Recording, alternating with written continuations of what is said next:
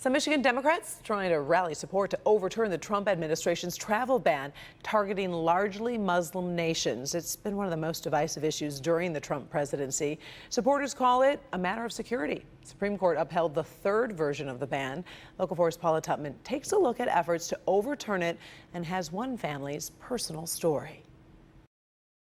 He's a 6-year-old boy whose name and face cannot be revealed because he is in a country where he would not be safe if others knew he was trying to reunite with his father, who's in the United States. The younger one is like sick, he's very tired. They are 12 and 14-year-old boys whose names and faces cannot be revealed because it could be a threat to their mother and brother who are trying to reunite with them in their own country. Only their father is willing to show his face and tell the story of how his family has been separated for 3 years. There's a lot of people, it's not only me, there's a lot of people like that. They affect the same thing. Talal was born in the United States but returned to his ancestral homeland of Yemen to find a wife and start a family.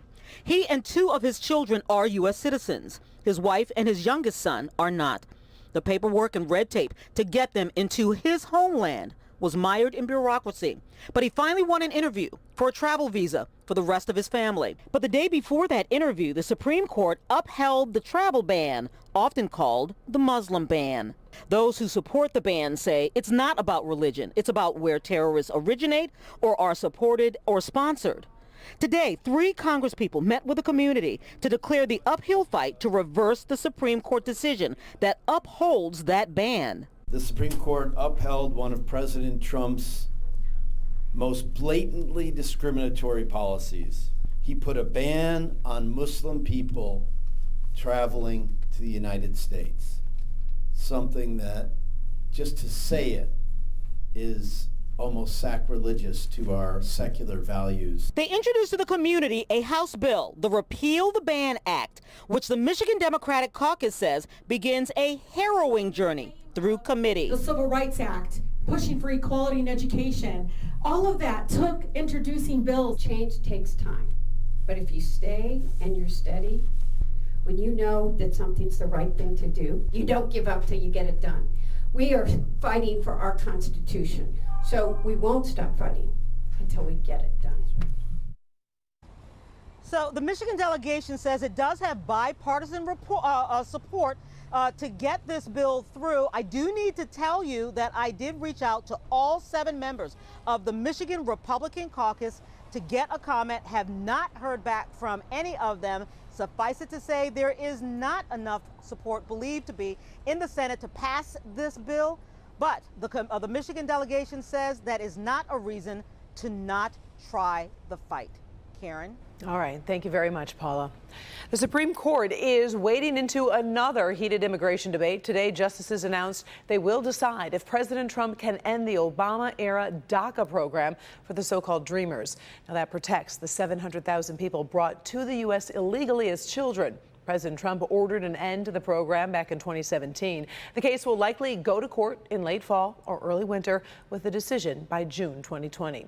Meantime, the president is sharing the world stage with Russia's Vladimir Putin for the first time since the Mueller report was made public. Once again, the president's interaction with Putin is being questioned, and a Michigan congresswoman is blasting what the world saw overnight. Let's bring in Kimberly Gill. She's in the newsroom with the video from Japan and reaction from home. Kim.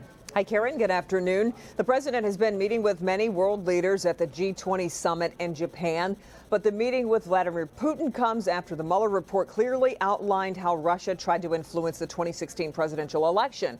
That led to this exchange today.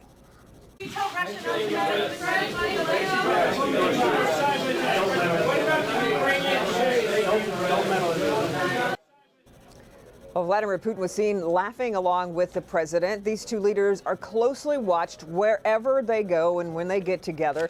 Later, President Trump, though, praised Vladimir Putin, saying there's a lot of positive things coming from their meetings. Michigan Congresswoman Debbie Dingell, though, isn't laughing about that meeting. For him to make a joke of telling Putin not to interfere in our elections is offensive to me, unacceptable. And I think one of the things we have to take most seriously is how do we ensure that no foreign government interferes in our 2020 presidential elections. Well, the G20 summit is taking place as President Trump faces several international challenges. You've got Iran, you've got North Korea, and a trade war with China. President Trump will hold trade talks with China tomorrow, and that's something else that we'll be watching very closely. Karen, we'll send it back to you until then. All right, we appreciate it. Thank you, Ken. Sure. Police have arrested a man for murder and kidnapping in the case of a missing University of Utah college student. 23-year-old Mackenzie Lewick disappeared 11 days ago. She was last seen after she took a lift from the airport to a park. Police say she was meeting a 31-year-old Salt Lake City man. Right now, it's not clear if they knew each other previously. Police say they found burned evidence at his home, including the student's remains. Still ahead, we're going to talk about a possible connection between Snapchat, Instagram, and cosmetic procedures. And Dr. George has a holiday warning. Fireworks caused 9,100 injuries last year, and that reflects what I've seen in the emergency room. In good health, some vivid demonstrations of what happens when things go wrong. See if you've been making some of these dangerous mistakes. All right, thank you, Doc. Also, have you heard the new Whitney Houston song? It's going viral. It could get you dancing on this Friday afternoon. Stay with us. Trending stories coming your way.